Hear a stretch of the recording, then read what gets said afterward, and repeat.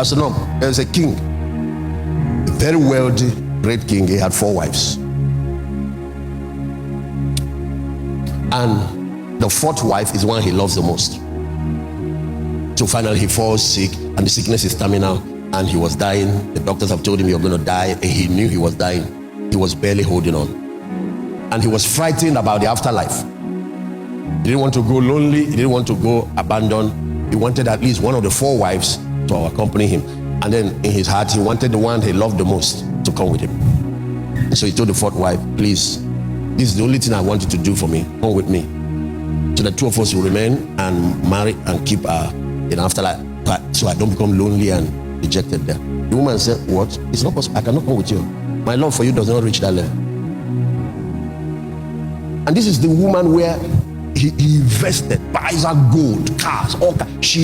That's the one he spent most of his money on. So he said, okay, I also like the 3rd wife, so I can do with that one. He went to the 3rd wife and said,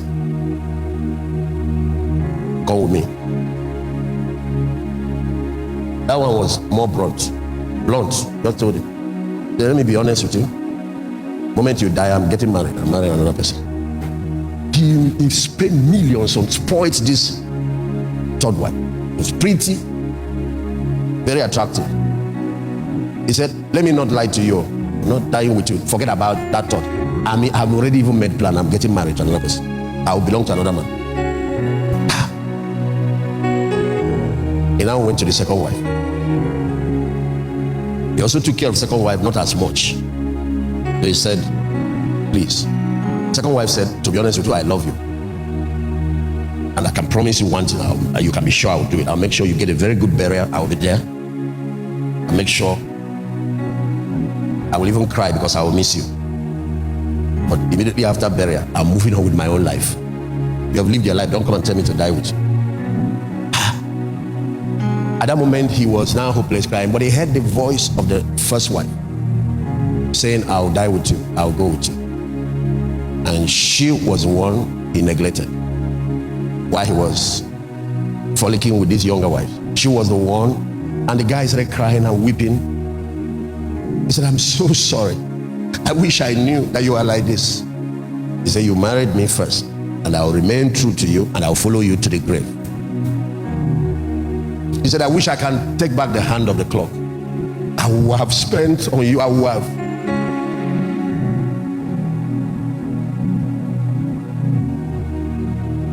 Do you know there is a lesson from that man's experience? There is a lesson from it for all of us. Because all of us have 4 wives, but you don't know. You might not even be married and you're wondering, Pastor David, who are these 4 wives? Or are there 4 girlfriends? The 4th wife that he loved the most, he pampered the most, he spent, is this your body? Check where most of your money. You know, if you print your account every year, at the end of every year, you will see your value system, what you put first. By your value system is measured by where your treasure goes. You say where your treasure is, that's where your heart is. You know what you love most by what. We don't need to talk to you ladies, how much you spend on your wardrobe. Just that hair you wear, how much you spend on what you wear on your finger, your skincare product, and all the rest of them. That's this first one. And guess what? It's not following you to the afterlife. The grave is where the separation occurs. So this one is returning back to earth, where you collected it from. She's going back to her parents' house. And you are going to have to make that journey. Yeah, that's where you are making most of your investment. The 2nd wife, and the 3rd wife, that we love so much, usually very attractive, is our material possession. That one has already made plan to get a new husband. Because you brought nothing into this world, you are taking nothing out. The moment is over, all those things belongs to somebody else. Sometimes you see, I wish some of you, some rich men will be raised from the dead to see how their wife with the new boyfriend is now wasting the money you spent all your life. She immediately finds a boyfriend or finds whatever, and what you see what your children are doing somehow, what they do with the money, and you did not prepare for life hereafter. All of these companies and all of these cars, including the clothes of course, in my case, my boys are not waiting. Not why am I alive? They're already measuring all the shoes. Anyone that fits, they are collecting it. I say, no problem. Those are the least of my concern.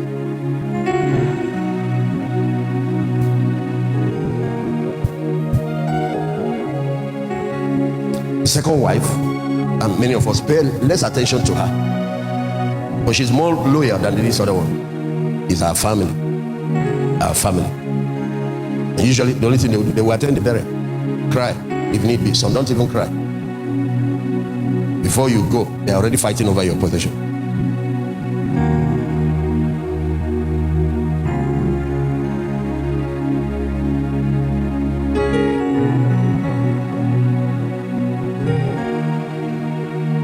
But that first wife we neglect. And yet that's the one that you are taking along with you. Is your soul. Is your eternal destiny. You feed this one 3-course meal, this pampered one.